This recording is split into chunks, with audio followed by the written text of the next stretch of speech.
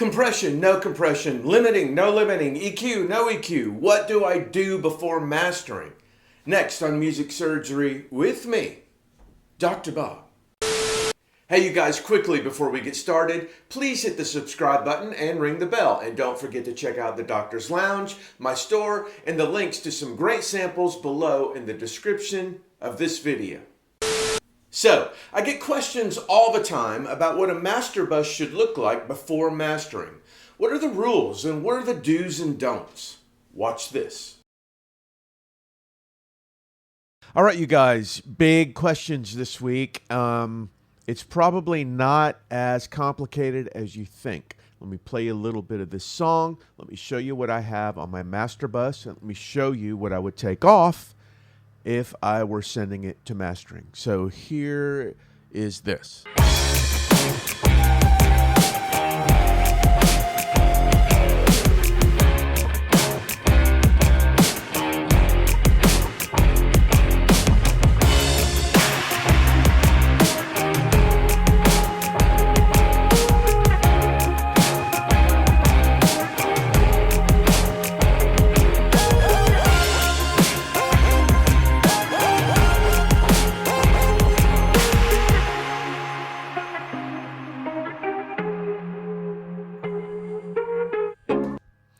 Okay, so I have, this is a pretty, I mean, some things change depending on what the song and the genre of the song is, but I have some, this is just basically an SSL compressor and a Focusrite red compressor. I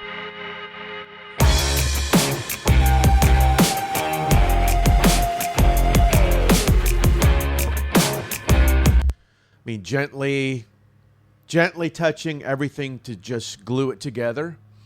Next, after that, I have the L1 limiter. Now, you'll see that it's not really doing anything limiting-wise.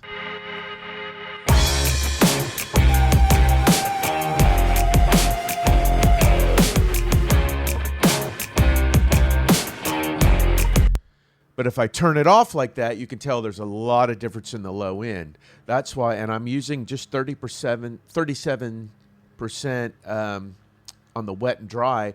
If you go to the back of this, there are some kind of EQ shapes. This one's punchy and this one's thick.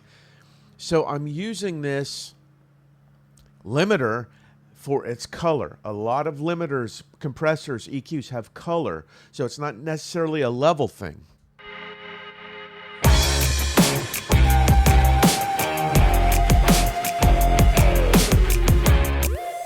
Next, I'm going to the Ozone 10, which is somewhere on here. This is just the first thing in line just for a little console emulation. Not doing much, but it has a little bit of something in there that I like. The Ozone 10 is right here. Now, again, I'm using this, not really a limiter here, but this impact and a stabilizer. Mixed stabilizer just kind of, well, let me show you the impact. So now with the impact here, I am using this to bring out the transients. So let me turn this off, play it, and then turn this off.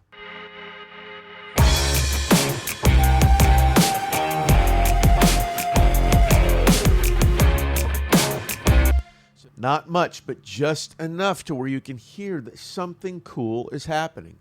Next, this mix stabilizer, kind of something that's supposed to keep you in between the lines.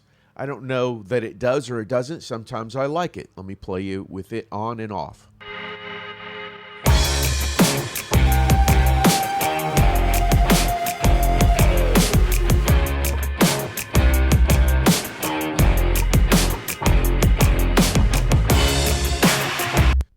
So again, little colors, just colors of things that make my mix the vibe that I want. Next is the orange clip, which is just a clipper going into master plan, which is my basically final limiter.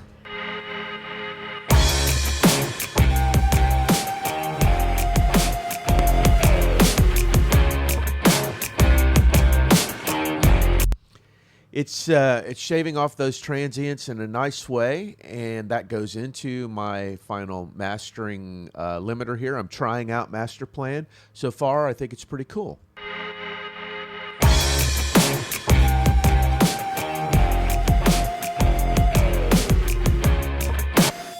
And then I have an L1 at the end just to bring the level down for the camera.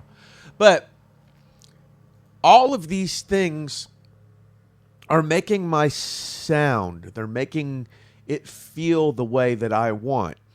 I master all my own stuff now, but I've learned from the best sending my mixes out through the years that basically they want the mix to just have hair on it. They want it to have transients. They want it to be spiky. So what I would probably do if I sent this out is I would probably take the orange clip and the Master Plan off.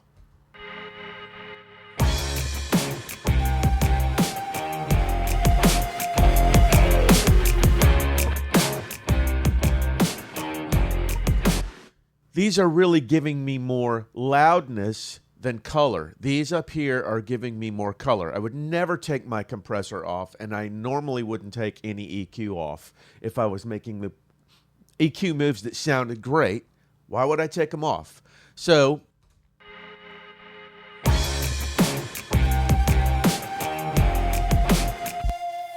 when I put these back on,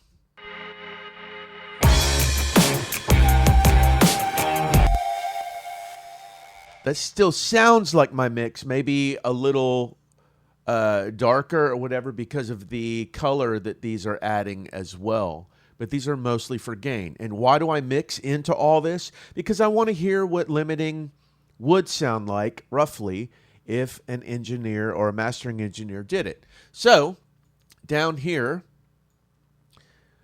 this is the unmastered version. I printed it off so you could see what this would look like without those final limiters. And what I mean by spiky is you can see plenty of spikes, of transients. That's what a mastering engineer wants to see. If he sees something like this where it's just blocks, there's nothing he can do. And I just turned that up to show you.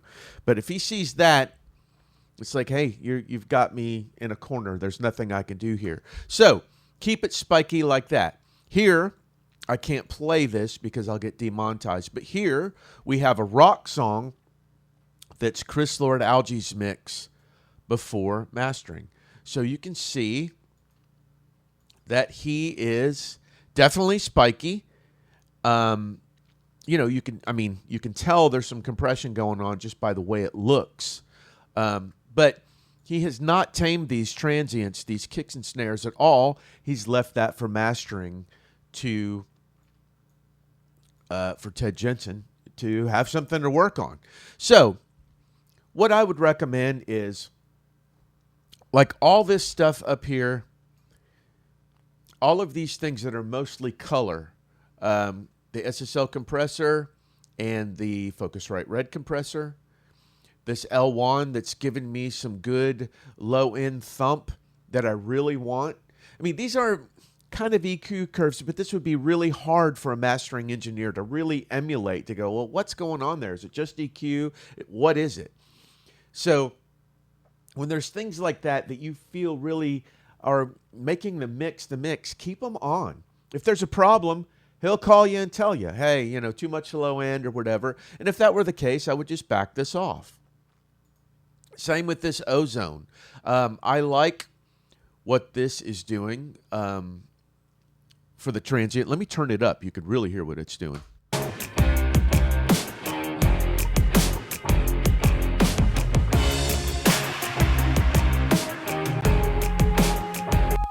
I like what that does to the mix, as well as the stabilizer. Now, I've only got it in 28%, so it's just barely rounding out things in a way that I like. Maybe you wouldn't like it, but that's something that feels right for this song.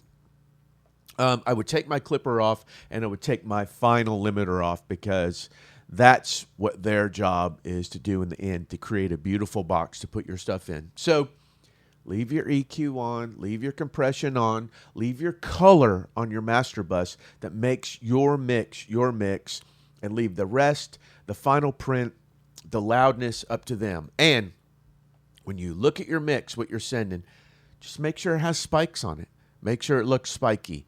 Make sure the transients don't look like this or don't look like this, because you're really not letting a great mastering engineer do their job. Well, there you go. Make sure you don't lose the vibe of your mix and keep some spikes on it, and you'll be fine. Thanks as always for watching. Give me some comment love and a thumbs up below, and hit me at drbobmusicsurgery@gmail.com if you want to say hello or you want me to work on your music. Take care of yourselves and each other, and I'll see you the next time the doctor's in.